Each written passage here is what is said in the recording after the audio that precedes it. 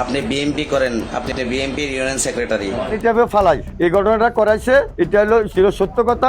ঢাকায় ডাক্তার দেখাতে গিয়েছিলেন এক বিএনপি নেতা, কিন্তু হাসপাতাল থেকে বের হওয়ার পরেই তার দাবি অস্ত্রের মুখে অপহরণ করে নিয়ে যাওয়া হয় একটি বহুতল ভবনে।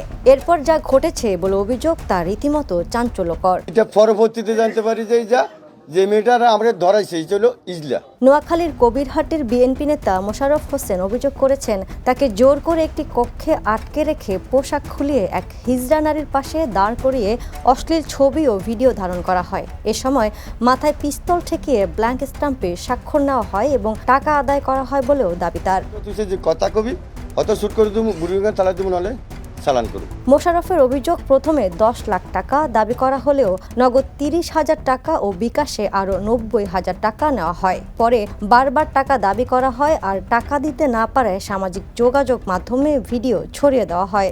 30,000 টাকা আমার থেকে ওখান থেকে নিছে আর 90,000 টাকা মাত্র 47। নোয়াখালীতে সংবাদ সম্মেলনে তিনি এসব অভিযোগ তুলে ধরে বলেন, এ ঘটনায় তিনি থানায় সাধারণ ডায়েরি করেছেন। তার অভিযোগের তীর নোয়াখালীর যুব মহিলা লীগের নেত্রী নাজমুন নাহার পারভীনের দিকে। তবে এ পর্যন্ত অভিযুক্ত নাজমুন নাহার পারভীনের কোনো বক্তব্য বা প্রতিক্রিয়া প্রকাশ্যে পাওয়া যায়নি।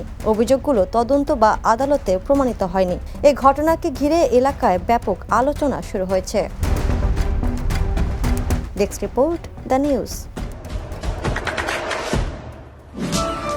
দেশে দেশে সবার সাথে দ্য নিউজ।